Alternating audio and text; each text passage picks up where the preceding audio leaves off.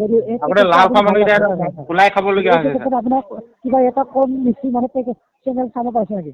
যদি অলপ কম বেছি যদি চেনেল যদি চাব পাইছে ছাৰ, আপোনালোকৰ কাৰণে এটা পেকেজ দি আছোঁ। হয় ছাৰ।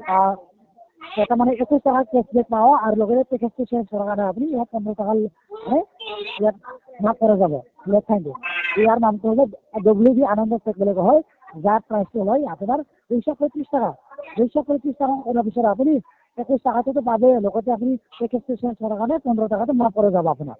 তেতিয়াহ'লে আৰু এক মাহটো চাব পাব আপুনি গেৰেণ্টি, আৰু চেনেলটো আপুনি অলপ বেছিকৈ চাব পৰা যাব ইয়াত।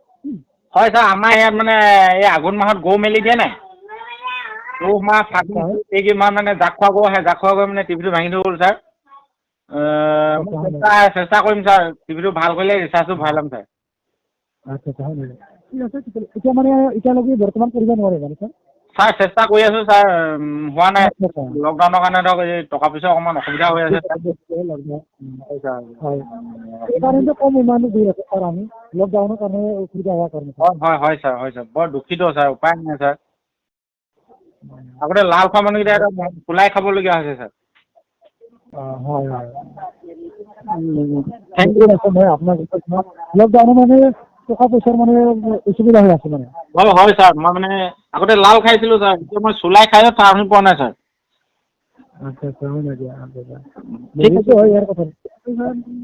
ঠিক আছে ছাৰ, ছাৰ বৰ্তমান আপুনি যেতিয়া মানে আপোনাৰ টিভিটো ভাল হ'ব না, ইয়াৰ পিছত আপুনি কৰি লৈ ল'লে হা। হয় ছাৰ, মই আপোনালোক কৰিম ছাৰ। আচ্ছা বুজিছোঁ মই ছাৰ। তো ছাৰ এতিয়া বৰ্তমান আপুনি বেলেগ অল্টাৰ নম্বৰ দিব বিচাৰিব নেকি? নাই এতিয়া কোনটো মোবাইল নম্বৰ লাগে? হয়, বেলেগ মোবাইল নম্বৰ। মোৰতো এইটো 24 ঘণ্টা খোলা থাকে, অকল বুধবাৰ দিনটো বন্ধ থাকে ছাৰ। আৰু এটা নম্বৰ ল'ম বুলি ল'ব পাৰিব, 995758। আচ্ছা ঠিক আছে ছাৰ।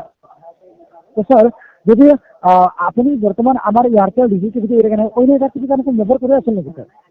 নাই কোৱা ছাৰ। পইচা পাতি নাই ছাৰ, মই ক'লো লাল এতিয়া চুলাই খাই ঠিক আছে। আচ্ছা ঠিক আছে বুজিছোঁ। বাইচান্স যদি আপুনি আমাৰ এয়াৰটেল ডিজিটিভি কানেকশ্যন কিবা অসুবিধা হয় বা ডিছৰ প্ৰব্লেম বা চেকেণ্ড বক্সৰ ইয়াক জনাৰ বাবে আপোনাৰ এটা নম্বৰ আছে, এইটো লৈ লোৱা 12150 নম্বৰত আপুনি ডায়েল কৰি কিনে জনাব। হয় sir, thank you sir. Airtel number দি এয়াৰটেল ফ্ৰী। আৰু লগতে আপুনি যদি হোৱাটছআপ যদি মেছেজ কৰে বা হোৱাটছআপ যদি নম্বৰ ব্যৱহাৰ কৰে, হোৱাটছআপ নম্বৰ আছে আপোনালোকৰ কাৰণে 8130681306। এই নম্বৰ আপুনি মেছেজ লিখি কিনে পঠাব পাৰিব, ঠিক আছে? হোৱাটছআপ নম্বৰটো কওকচোন ছাৰ। 8130681306। হেল্ল' এই নম্বৰত 180 ফাৰ্ষ্টৰ 8 তাৰপিছত 1 813 0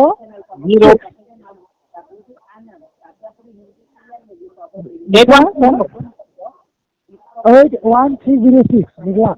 81306। হয়, আকৌ এবাৰ ইকে মানে 81306 লিখক আৰু ডাবল। হয় হা, ঠিক আছে। নম্বৰ আপুনি মেছেজ লিখি পঠালি হ'ব, ঠিক আছে? হয় ছাৰ। ছাৰ যেতিয়া আপুনি ৰিচাৰ্জ কৰিব বিচাৰি টাইমত আপুনি মিছ কল এটা মাৰাৰ কাৰণে নম্বৰ আছে, এইটো লৈ লোৱা 81302। এটা লিখিবা মিছ কল মাৰিবি। ইয়াত আপুনি মিছ কল মাৰিয়ে আপুনি ৰিচাৰ্জটো আহি যাব বা অফাৰ যি আছে এইটো পাই যাব আপুনি। 302 লাষ্টত আপুনি মাত্ৰ 2 মাৰি দিবি, 81302। হয় ছাৰ। মানে ইটো ফাৰ্ষ্টৰ পৰা ইটো লাষ্টত 2 মাৰি দি তাৰপিছত ইয়াকো মানে দুবাৰ মাৰিবি, 81302 81302 ডাবলকে। হয় ছাৰ। ঠিক আছে ছাৰ। ধন্যবাদ ছাৰ। আমার এয়ারপোর্ট ডিজিটিভির মূল্যবান সময় দেবে আপনার যদি খুব। Thank you sir, God bless you sir. Okay, thank you sir, you welcome. Thank U.